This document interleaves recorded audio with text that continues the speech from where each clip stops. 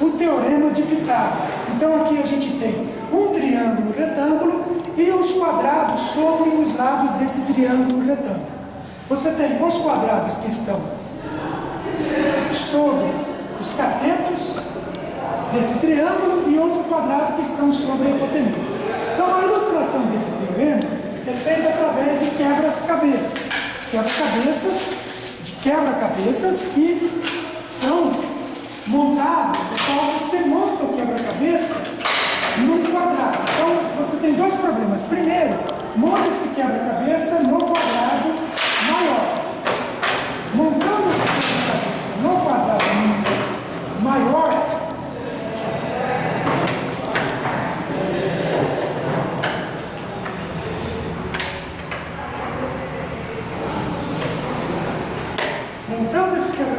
no quadrado maior, você tem aqui o quebra-cabeça montado, você tem uma certa área, então está feito aqui um desafio. A questão agora é, como é que eu monto com essas mesmas peças, os dois quadradinhos? Então eu pego essa peça amarela, ela vem aqui junto com essa peça verde, que forma esse quadradinho. Essa peça marrom, ela vem para cá, junto com essa peça azul, e essa peça vermelha, e forma o quadrado médio. Então, o que se observa? Que com a mesma área que eu montei esse quadrado, eu montei esses dois quadradinhos. O que significa que, se eu pegar essa área com essa e somar, vai dar essa área. Ou seja, a área desse quadrado é igual à soma das áreas desses dois quadrados. Só que a área desse quadrado é a hipotenusa desse triângulo ao quadrado. E esse quadrado é o cateto ao quadrado e o outro cateto ao quadrado. Quer dizer, você tem uma ilustração do Teorema de Pitágoras, onde o quadrado da hipotenusa é a soma dos quadrados dos catetos. Né? E isso a gente faz através de alguns quebra-cabeças. Todos os quebra-cabeças fazem a mesma coisa, apenas os recortes que mudam. Continuando aqui, ainda na linha de também pensando em termos de quebra-cabeça, né, a gente tem aqui essa peça que forma, você começa ela formando um quadrado. São 4 peças que juntos, com determinada posição, eles formam um quadrado. Se eu for pensar na área desse quadrado, como ele já está quadriculado, eu fazendo aqui, você tem 8 aqui, 8 aqui. É um quadrado de área 64. Bom, esse quadrado é de área 64. Agora, eu coloco o desafio de, com essas mesmas peças, construir um retângulo. E a construção do retângulo, ela pode ser feita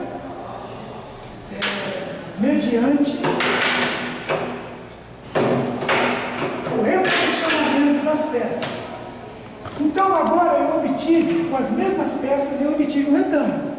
Bom, qual vai ser a área desse retângulo? Se eu realmente fiz aqui um retângulo, eu vou ter aqui 1, 2, 3, 4, 5 e aqui 1, 2, 3, 4, 5, 6, 7, 8, 9, 10, 12, 13. Então eu tenho aqui área 5 vezes 13, que é 65. Mas aí gera uma dúvida. Como é que você pode ter aqui um quadrado de área 64 e com as mesmas peças fazer um retângulo de área 65? Aí é colocado essa pergunta para o visitante, e aí o desafio, por que isso acontece? E na verdade, né, o que está acontecendo aqui é que nessa parte, nessa montagem, eu não tenho de fato um retângulo, porque esses ângulos aqui, eles não são complementares.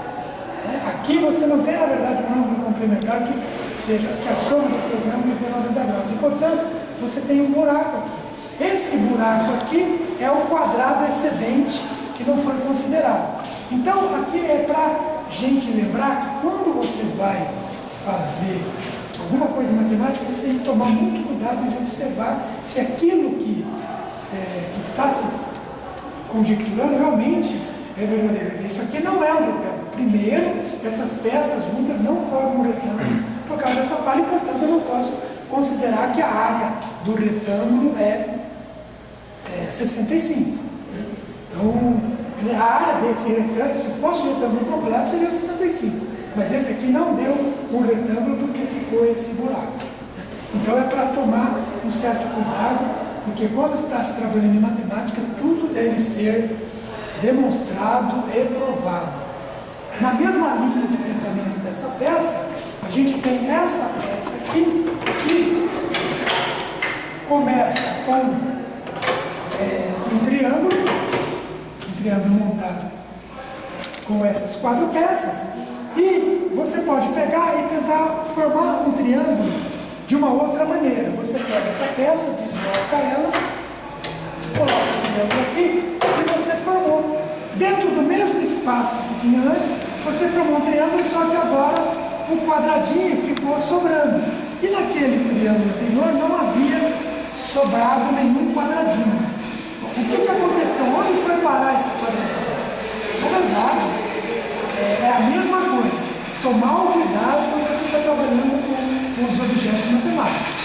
Esse triângulo, na verdade, ele é formado, ele não é um triângulo, né?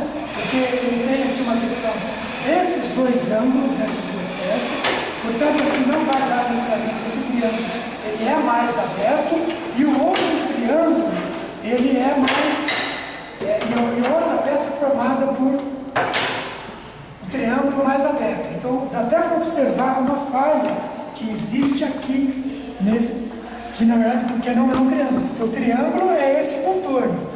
Então as 2 peças não formam um triângulo, justamente porque esse pedacinho.